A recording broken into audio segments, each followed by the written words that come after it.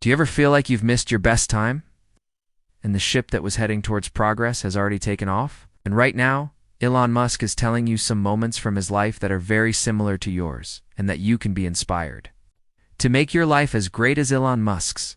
Elon Musk says that in my 30s, I almost walked away from SpaceX, not because of the rockets, but because I was drained mentally, emotionally, completely spent. Everyone told me I was finished, and for a moment, I almost believed them. But in that moment of utter decline, I stumbled upon a truth that changed my life. And if you listen to me, it can change yours too. Asterisk, I was 24 when I started Zip2, sleeping on the office floor not to prove a point, but because I couldn't afford rent. SpaceX began at 31, Tesla at 32. But let's be clear, starting young didn't make it easier. Success isn't about when you start. It's about how many times you're willing to pick yourself up and start again. People think they're too old, but the real issue is they've been told too often they've missed their chance. They're not too late, they're just surrounded by people who gave up too soon. Asterisk, when Falcon 1 blew up for the third time, had one rocket left. One. I thought, if this fails, it's over. It's not just the company I was drowning in debt. Tesla was hemorrhaging money, and I was borrowing from friends. It's just to pay rent while running two of the most hyped startups on Earth. Every reason screamed quit. But here's the thing no one tells you. Your biggest breakthrough often comes one choice after your worst failure. If you're feeling like you've failed, good. You're close. If you weren't pushing limits, you wouldn't even know where the edge is. Asterisk, I want to know where you're listening. From New York, Melbourne, Barcelona, drop it in the comments. And if this resonates, like and subscribe, so I know you're with me. Here's the brutal truth. Age isn't stopping you. Fear is. I've met 35-year-olds too scared to take risks, and 70-year-olds just getting started. Look at Colonel Sanders. He started KFC in his 60s. Broke. Rejected over 1,000 times. He kept going. That's the rarest trait. Most people wait for the right time, but what if the right time is the moment you decide to act anyway? Never shared this on camera before, but the night I almost gave up on SpaceX, I wrote down a truth so powerful I carry it with me to this day. I'll reveal it later, but first let's dig into what's really holding you back. It's not age, money, or time. It's something quieter, more insidious. It's the reason people settle, procrastinate, and never finish. I've seen it crush brilliant engineers, founders, and everyday people with big ideas. It almost crushed me. People think it's procrastination or bad habits. It's not. It's internal resistance, that invisible force that hits right when you're about to start, and it doesn't weaken with age. It often grows stronger, especially after you've been told no a dozen times. Asterisk, there were nights I lay awake, knowing what I needed to do but frozen, not because I didn't care, but because of that voice whispering, you're not good enough. It's too late. You're too old to start over. People think I don't feel that because I've built multiple companies. Wrong. I feel it before every launch, every product release, even some interviews. The difference? I've learned fear isn't the problem. Believing fear is truth is. In 2008, when Tesla was weeks from bankruptcy, I was terrified every day. I just didn't let fear make the final call. I felt it, but I moved anyway. Asterisk, so what? Are you avoiding that business, that book, that trip, that plan you keep delaying? Is it impossible or just uncomfortable? Growth is uncomfortable. If it weren't, everyone would do it. Here's a pattern I've noticed. People don't stop because they run out of time. They stop because they stop giving themselves permission to fail, to be a beginner, to look foolish. I've met 55-year-olds with more courage than 25-year-olds. Because they realized staying stuck costs more than starting over. Asterisk, the trap is accumulated identity. I'm an accountant. I'm a teacher. People use who they've been as a cage. But who says you can't be more than one thing in a lifetime? I went from software to rockets, to cars, to AI, to brain interfaces, not because I had a roadmap, but because I didn't let the old me dictate the next me. That night I almost quit SpaceX. I wrote down something that flipped a switch. I'll share it soon, but first, let's talk about the habits that build or break your momentum. Asterisk for over 2 decades, through every company, burnout, and breakthrough. I've relied on daily patterns. You can have a dream, but if your habits don't match, you'll sabotage yourself. Not because you're weak, but because your system isn't built for what you're chasing. People ask how I stay motivated. I don't. Motivation is fickle. What you need is a system that outlasts your bad days. At Tesla, SpaceX, even when I slept on the Fremont factory floor, it wasn't motivation. It was routine. Ruthless consistency. I told myself, it doesn't matter how I feel. It matters what I build. Your future is shaped by routines, not moods. Here's something I've never said in a TED Talk. I structure my time in 5-minute blocks. Every moment, even brushing my teeth, is planned not because I love control, because it keeps me moving forward no matter what. Asterisk, ever feel like your chance to build something big has slipped away? Like your best years are behind you? Let me tell you something I've never shared publicly. In my 30s, I came close to abandoning SpaceX not because of the rockets, but because I was utterly exhausted, mentally and emotionally. Everyone said I was done, and for a split second I almost bought into it. But in that moment of feeling like I had nothing left, I discovered a truth that flipped my life upside down. If you hear me out, it could do the same for you. I was 24 when I started Zip2, crashing on the office floor because rent wasn't an option. SpaceX kicked off at 31, Tesla at 32. Starting young didn't make it smoother. Success isn't about age, it's about how many times you're willing to restart, as people think they're too old. But they've just been told too often they've missed the boat. You're not late, you're surrounded by quitters. When Falcon 1 exploded for the 3rd time, I had 1 rocket left. 1, I thought. If this fails, it's over. Not just SpaceX, me. I was in debt. Tesla was tanking. I was borrowing money from friends to cover rent while running to headline-grabbing startups. Every excuse to quit was there. But your greatest breakthrough often comes right after your biggest flop.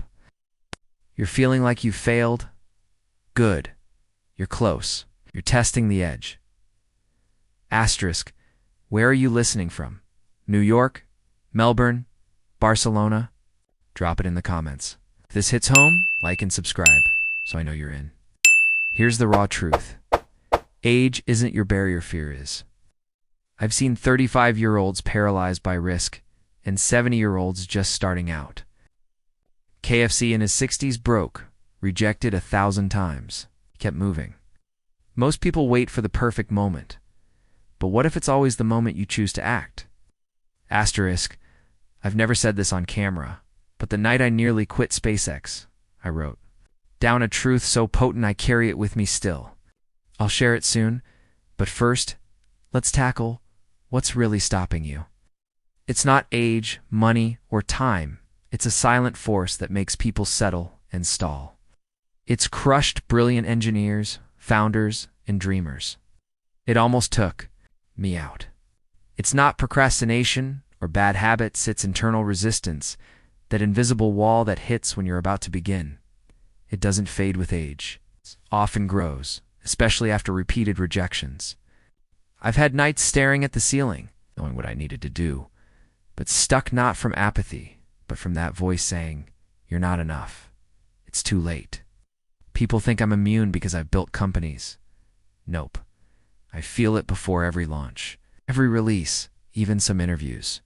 The difference? Fear isn't the issue. Treating fear as truth is. In 2008, when Tesla was weeks from collapse, I was scared daily. I just didn't let fear call the shots. I felt it and moved anyway. Asterisk, what are you dodging? Not because you can't, but because you might fail? That business, book, trip, or plan you keep delaying? Is it impossible or just uncomfortable? Growth is uncomfortable, or everyone would do it. People don't stop because time runs out. They stop because they stop allowing themselves to fail, to be newbies, to look silly. I've seen 55-year-olds braver than 25-year-olds because they know staying stuck costs more than starting over. The trap is clinging to old identities. I'm an accountant, I'm a teacher, using who you were to cage who you could be, who says you can't be many things in one life. I jumped from software to rockets to cars to AI to brain, tech not with a plan, but by refusing to let my past limit my future.